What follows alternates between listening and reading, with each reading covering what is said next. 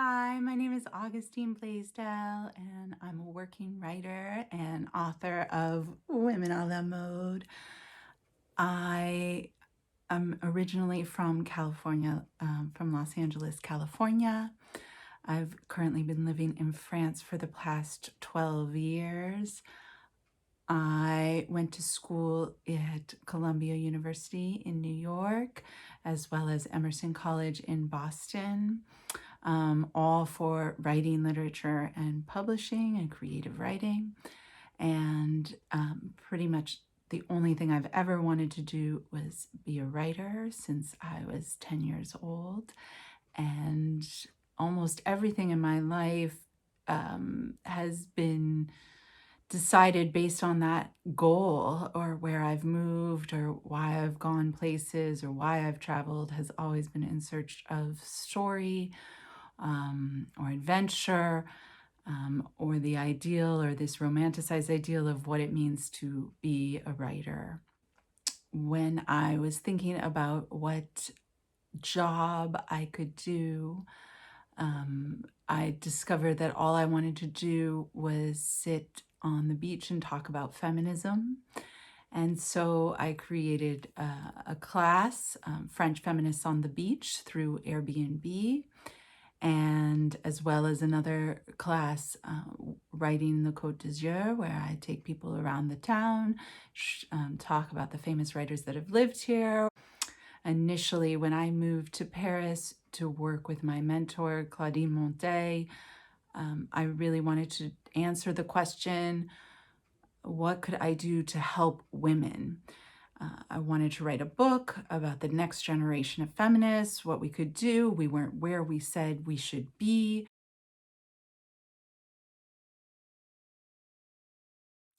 One of the major turning points for me was actually last year, during COVID.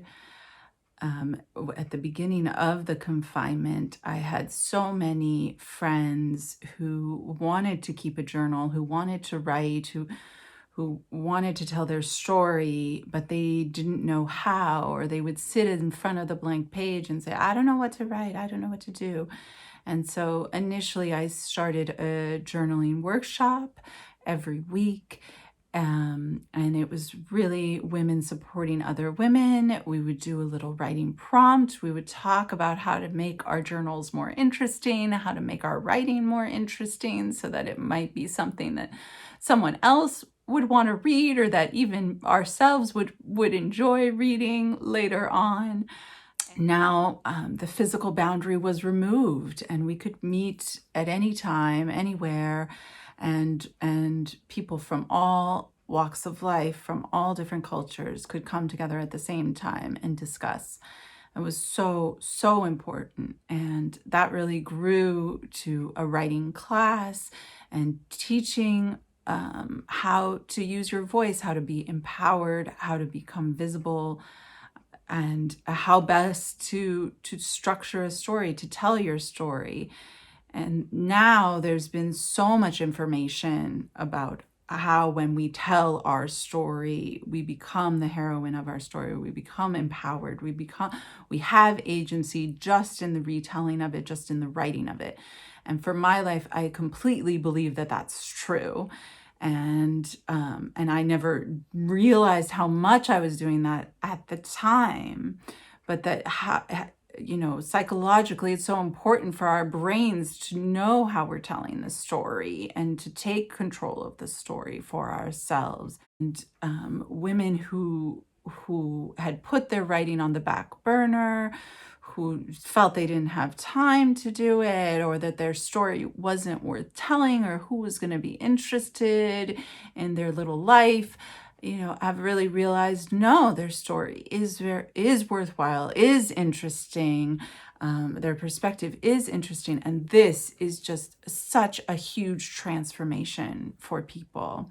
And I fully believe that when you write down, your dreams, you're that much you're putting it out there into the universe, and there's something that we don't understand about it, and that's okay. but it's making it happen. You're putting that energy out there and drawing it to you. So, which is just, I think, huge.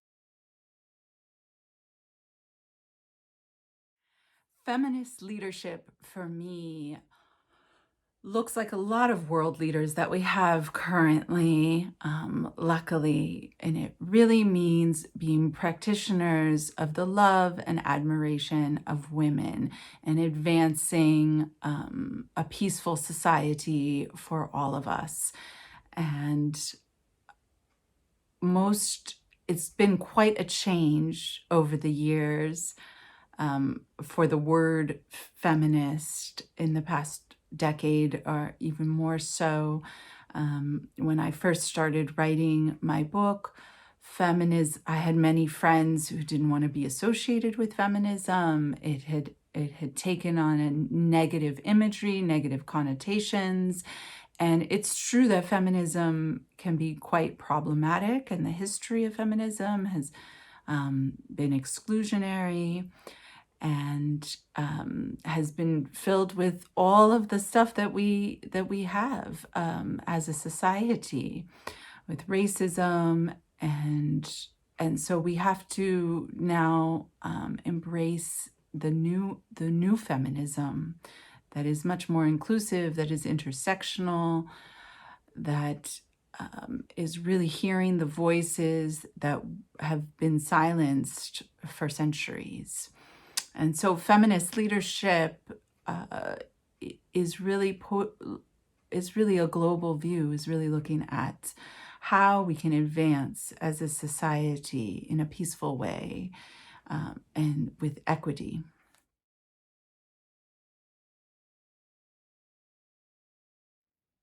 The best piece of advice that I can give young people wanting to start out on feminist leadership is to own your expertise.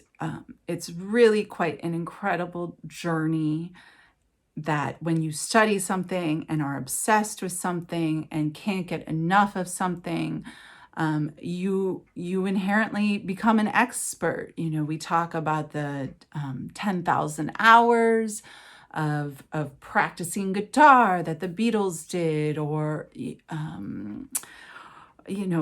or anything really that you love, that you can't get enough of. The more and more you do it, the better and better you will be at it. You don't even have to question why you're interested in it. You just follow where your interest leads you. And one day you'll discover, oh my goodness, I really know a lot about this, whatever that may be. And how can you share it with others? Really, the dream I think that we have is to love what you do, right? Is to somehow figure out how to support yourself, to make money doing what gives you joy, doing what gives you meaning, what is your passion. You're not too young to start, and put things out there. Don't worry about perfectionism. Don't worry about failing. Just try. So really acknowledge your talents, and your story is, I think, the most crucial, that we don't do enough. But you really have to do what you want to do. People can tell you all sorts of things of how to help women, but you have to find the one that actually resonates with you, that's actually fun for you.